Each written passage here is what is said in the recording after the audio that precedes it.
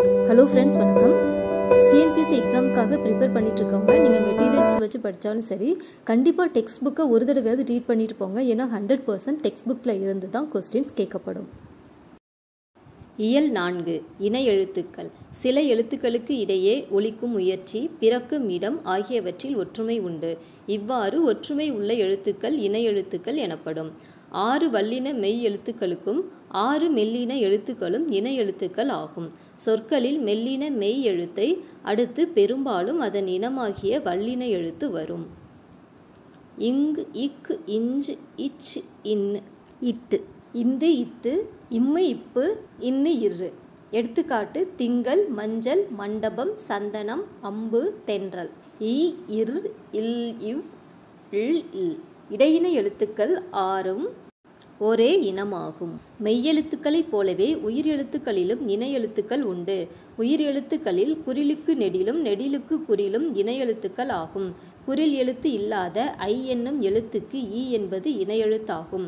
அவ் என்னும் எழுத்துக்கு உ என்பது இணை எழுத்தாகும். சொல்லில் உயிரெழுத்துக்கள் சேர்ந்து வருவது இல்லை. அளபெடையில் மட்டும் நெடிலை தொடர்ந்து அதன் இனமாகிய குறில் எழுத்து சேர்ந்து வரும். எடுத்துக்காட்டு: ஓதல், தூம், தழீஇ.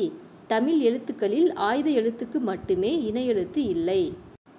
தங்க பாப்பா வந்தாலே, சிங்க பொம்மை தந்தாலே, பஞ்சு போன்ற கையாலே, பண்டம் கொண்டு வந்தாலே, பந்தல் முன்பு நின்றாலே, கம்பம் சுற்றி வந்தாலே, தென்றல் காற்றும் வந்ததே, தெவிட்டா இன்பம் தந்ததே. இப்பாடலில் இடம்பெற்றுள்ள இணை எழுத்து சொற்களை எடுத்து எழுதுக.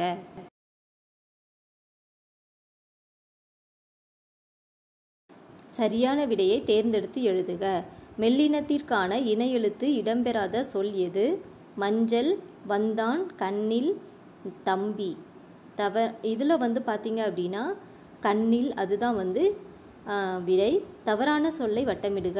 கண்டான், வென்றான், நண்டு, வண்டு. இதில் வென்றான் அதுதான் தவறான சொல். பின்வரும் சொற்களை திருத்தி எழுதுக. தென்றல், இதுக்கு சின்ன இன் போடணும், அது தென்றல். கண்டம், இந்த சின்ன இன்னுக்கு பதிலாக பெரிய இன் வரும். நன்றி, ரீக்கு பதிலாக பெரிய ரீ வரும். மண்டபம், இந்த இன் சின்ன இன்னுக்கு பதிலாக பெரிய இன் வரும். இயல் 5 மயங்கொலிகள். மனம், மனம்.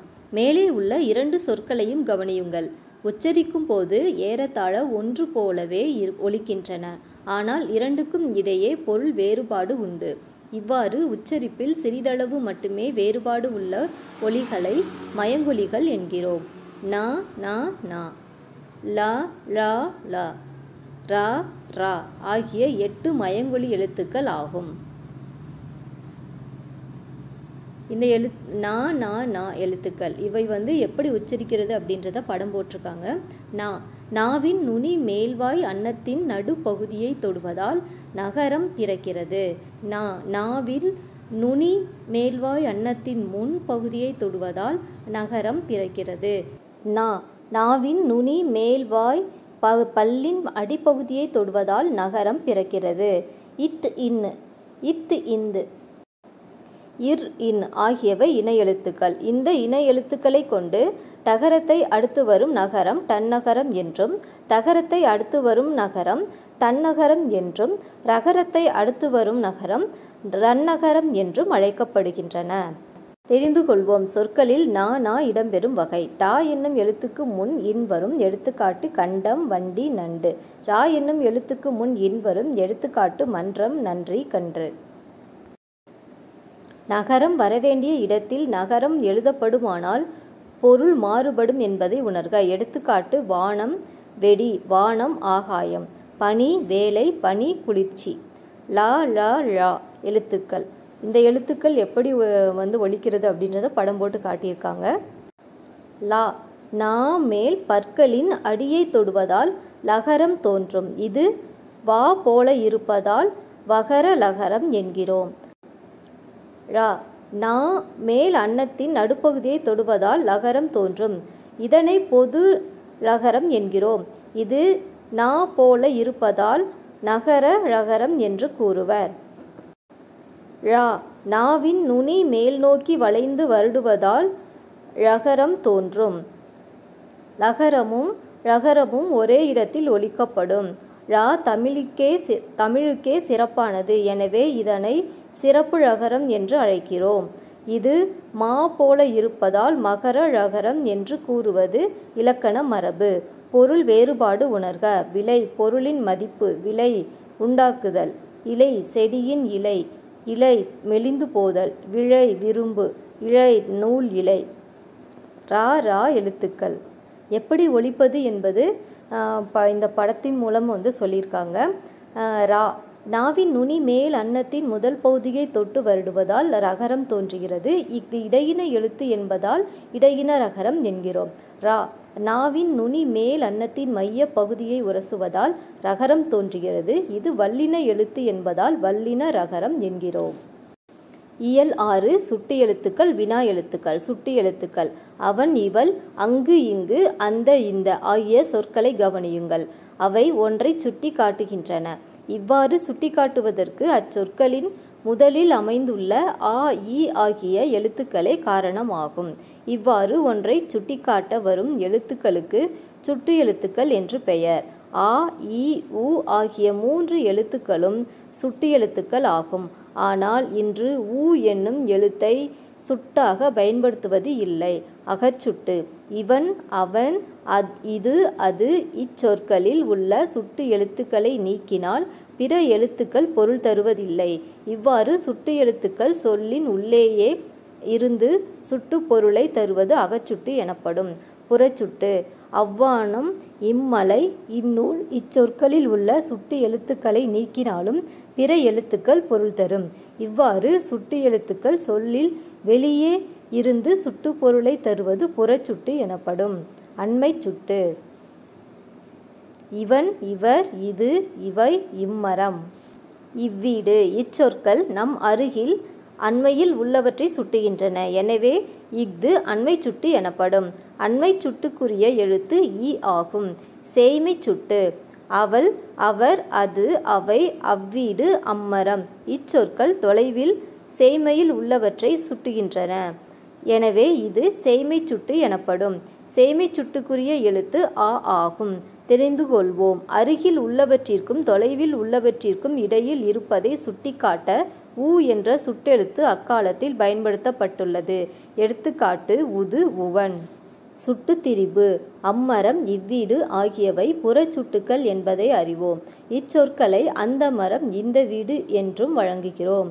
ஆ இ ஆகிய சுட்டு எழுத்துக்கள் மாற்றம் பெற்று திரிந்து அந்த இந்த என வழங்குகின்றன. இவ்வாறு ஆ இ ஆகிய சுட்டு எழுத்துக்கள் அந்த இந்த என திரிந்து சுட்டு பொருளை தருவது சுட்டு திரிபு எனப்படும். கற்பவை கற்றபின். கரிகாலனும் அவனுடைய தங்கை மலர்கொடியும் பூங்காவிற்கு சென்றனர். அங்கு இருந்த செடிகளில் பூக்கள் மலர்ந்து இருந்தன. இங்கு உள்ள மலர்களில் இம்மலர் அழகாக உள்ளது, அம்மலர் பெரியதாக உள்ளது என்றாள் மலர்கொடி. இந்த மலரை பார், அந்த மலரை விட அழகாக உள்ளது என்றான் கரிகாலன். இப்பத்தியில் உள்ள சுட்டு சொற்களை எடுத்து எழுதுக. நீங்கள் அன்றாடம் பயன்படுத்தும் சுட்டு சொற்கள் சிலவற்றை எழுதுக. வினா எழுத்துக்கள். வினா பொருளை தரும் எழுத்துக்களுக்கு வினா எழுத்துக்கள் என்று பெயர். சில வினா எழுத்துக்கள் சொல்லின் முதலில் இடம்பெறும். சில வினா எழுத்துக்கள் சொல்லின் இறுதியில் இடம்பெறும். எடுத்துக்காட்டு ஆ ஓ ஏ ஆகிய 5 வினா எழுத்துக்கள் ஆகும். மொழியின் முதலில் வருபவை ஏ யா எங்கு யாருக்கு.